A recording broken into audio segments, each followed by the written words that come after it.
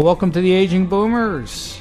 I'm your host, Frank Sampson. Of course, on our show, we discuss so many of the issues facing boomers, their parents, and what we know, of course, is an aging population today. I want to remind everybody that today's show is sponsored by Senior Care Authority, a professional senior placement and elder care management organization that has a national network of advisors to help in determining the right path for senior living and receiving proper care. So whether it's in-home care, assisted living, residential, or memory care, get the necessary advice from a senior care advisor in your area by calling Senior Care Authority at 888-809-1231, or you could go directly to the website at www.seniorcareauthority.com.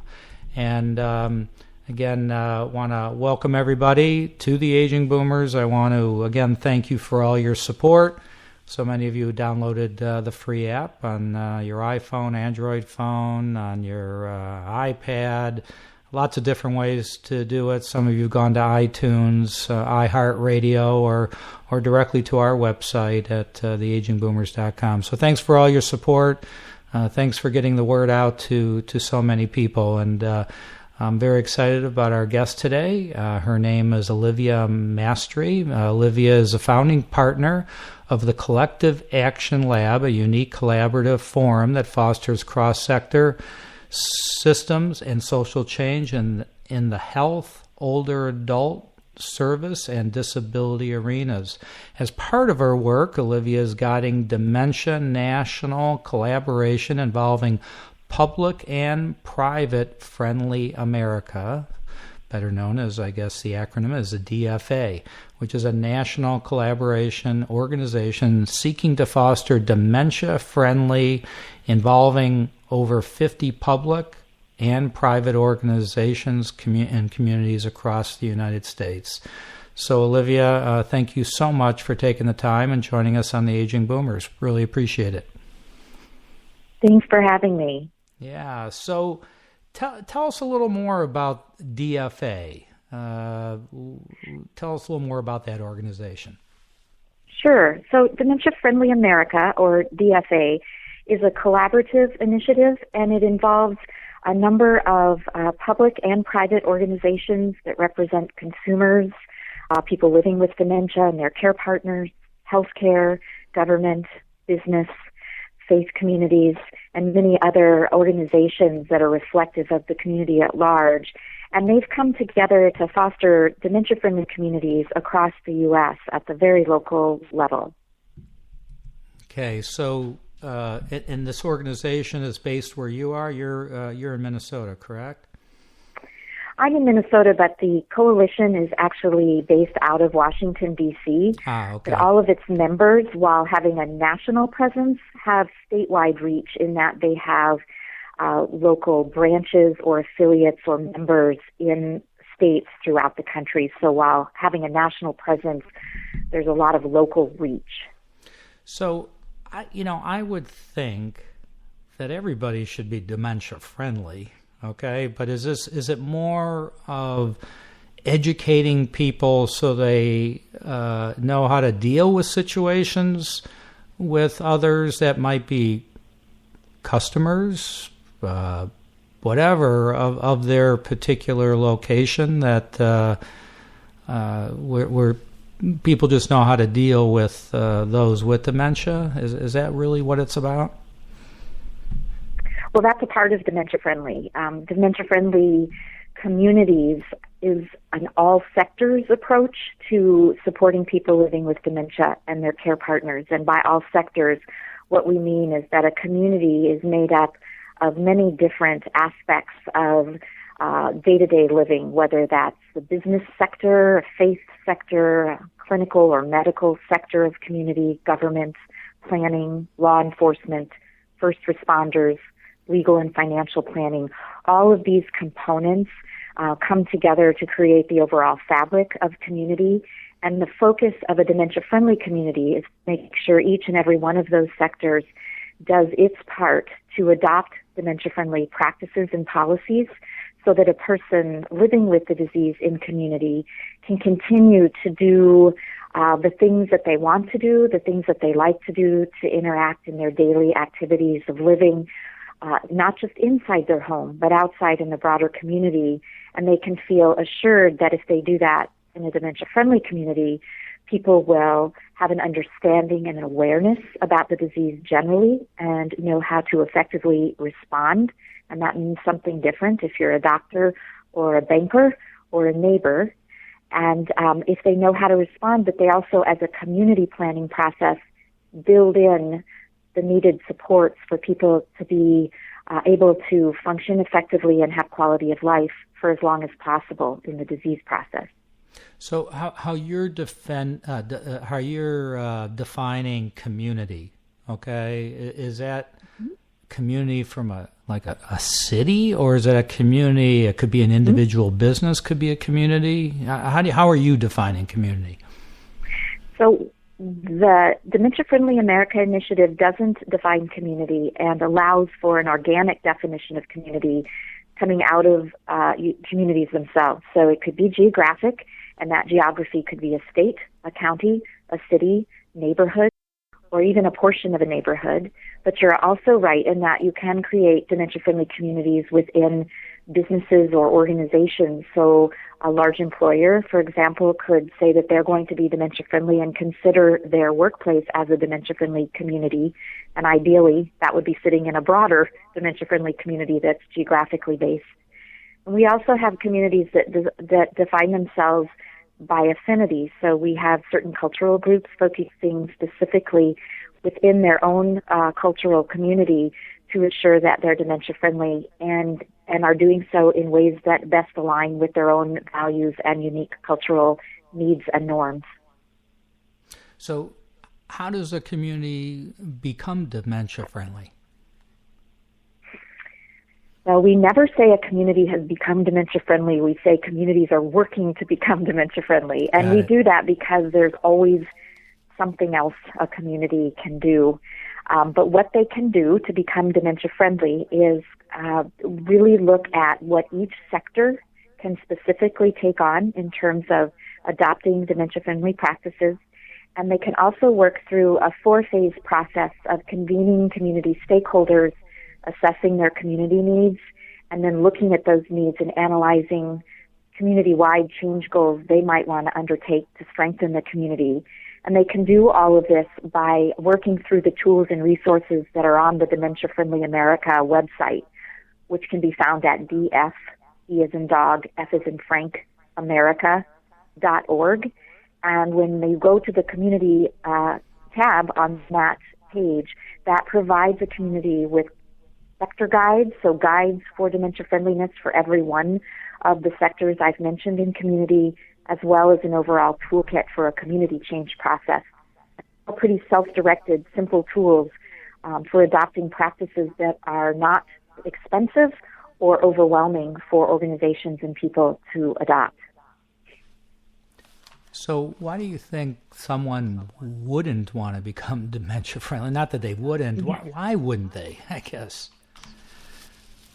Well, there are a lot of reasons why someone might not act in terms of adopting dementia-friendly practices. The first is they may not have an awareness of dementia generally. Part of the Dementia-Friendly America initiative is simply to raise the overall awareness levels among people and organizations that there is an increasing prevalence of dementia in our communities as our population ages. Age is one of really is the greatest risk factor for dementia, and that living in community with this disease does require some accommodation. And if we can effectively accommodate people living with dementia, people or businesses can continue to maintain their customer relationships.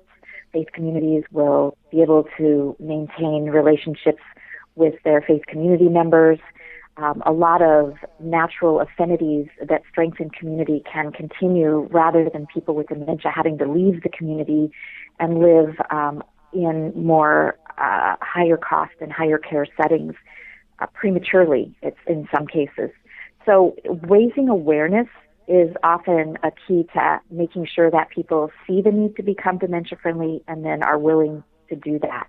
So that's the first barrier, is just raising awareness so that people can see, what is it I need to do, what would it take, and why. So I would, one thing is, I want to take a step back, I guess. Maybe it's something I should have asked early on. But even though we discuss this subject matter all the time on our show, I don't want to assume somebody who's just started listening to our show might be thinking, are they talking dementia?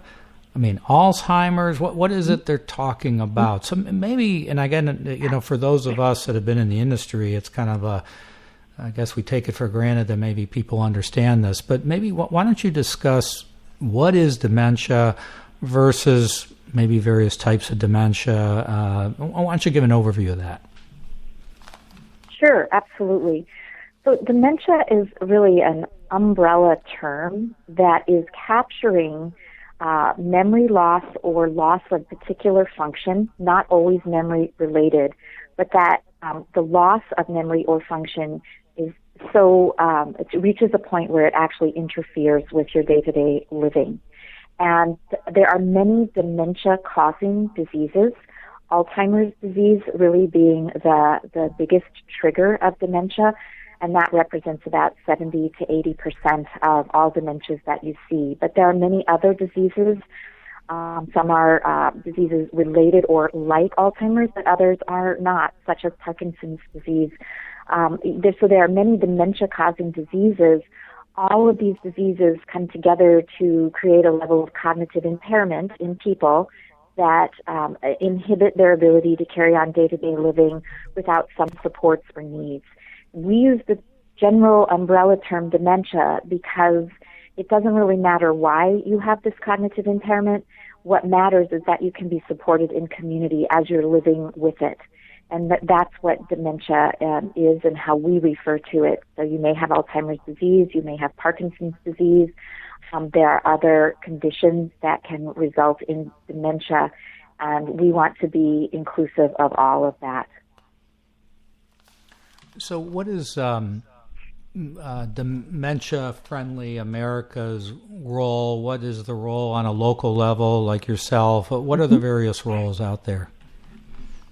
Sure. So the Dementia-Friendly America initiative at a national level, as I mentioned, is a collaboration of public and private organizations that have really come together to create and support this set of tools and resources that can be implemented on the ground at the local community level.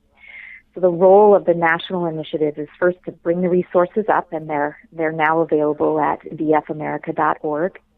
And then the other role of the national group is to make sure that there is enough technical assistance available to communities as they undertake this work, that if they get stuck along the way or have questions or need resources or troubleshooting, that they have some ability to get that sort of help. So creating the resources and technical assistance is the national role.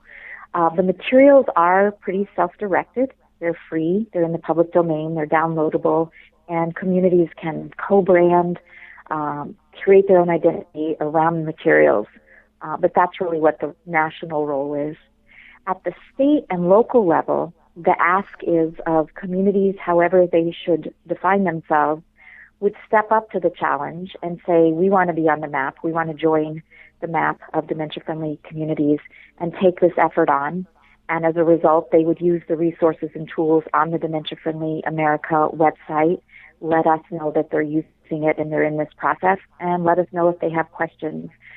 So we're really trying to create a lot of pins on a map showing where communities are working to become dementia-friendly. So there's a state and local role of motivated and inspired communities, as well as a national role to create and maintain the resources and technical assistance those communities may need to get the job done. Okay, so can you give us some examples of maybe communities that have or are in the process of either becoming dementia-friendly or working towards that? Can you give us some examples? Sure.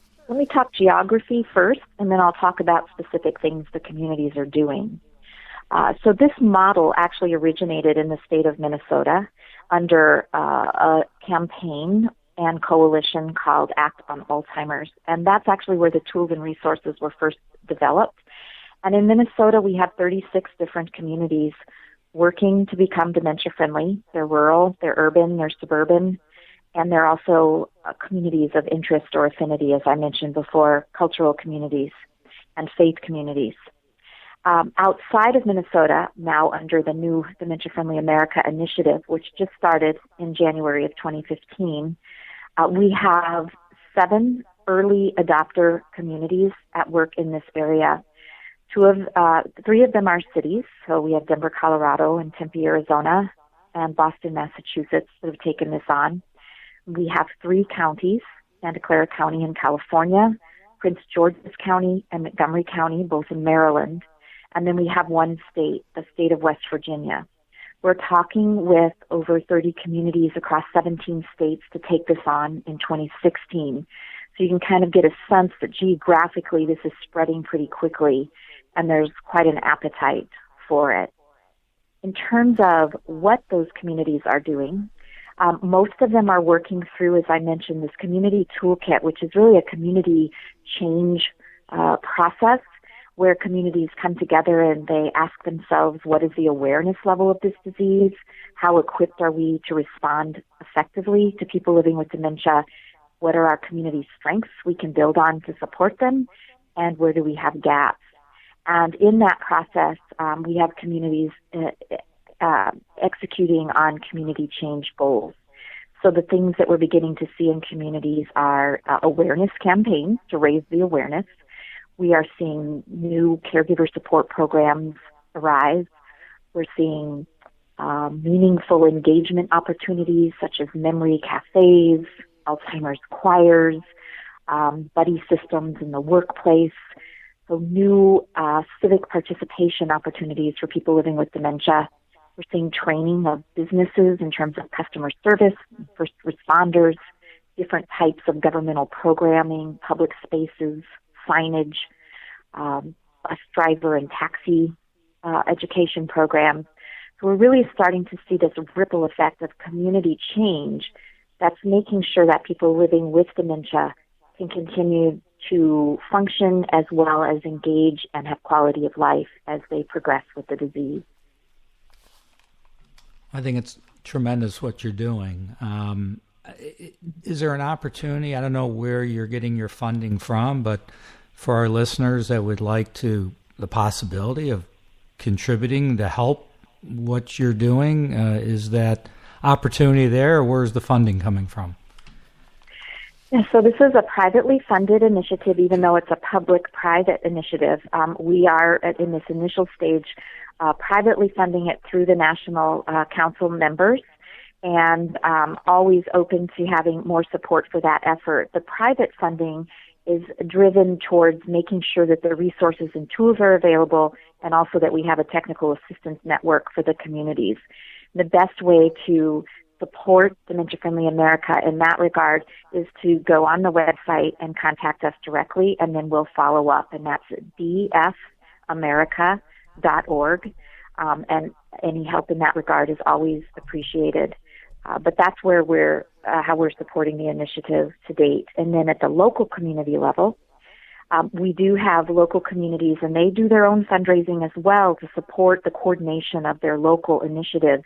And we work with them through the technical assistance process to help them identify who would likely funders be, providing grant narrative information and sample budgets. So we try to help them at the local level get funding from corporations that may be headquartered in the area or local foundations, because we know that's where most of the support will come for this effort. It certainly did in Minnesota. So kind of a two-part question, kind of what's planned going forward, and also kind of what's the, I guess, mission? What's your hope that we'll see even 5 years from now, results from all of your hard work? Let me start with that mission question, because one of the ways that we talk about this, and it gives people a mental model that's familiar to them, is that when you think back 5 or 10 years ago, how much work we've done as a country to make sure that people with physical disabilities continue to have access to community life, whether that's been through automatic doors or curb cuts or ramps so that if one is in a wheelchair, they can still enter buildings. We've really changed the structure of our country so that people with physical disabilities can access community life. And now, given the nature of our demographics and what's happening from a cognitive impairment level, we need the same thing around making sure people with cognitive impairment or cognitive disabilities continue to have that access.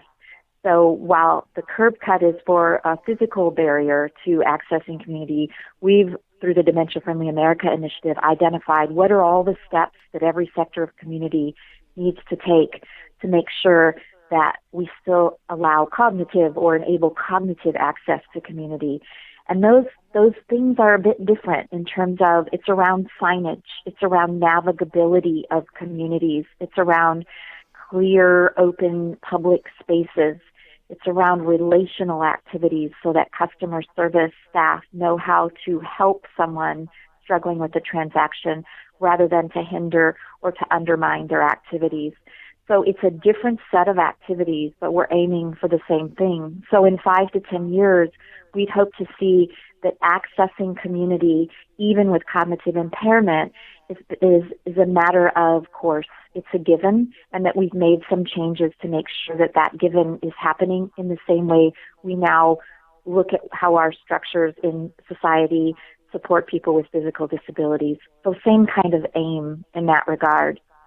And then in terms of just next year, short term, what's next, we hope to see a tremendous amount of communities join us on the map in becoming dementia-friendly or working to become dementia-friendly, and that they would be using the tools and resources to start this movement and this change process, and that we have an ability from a technical assistance standpoint to help them in those efforts so that they can succeed.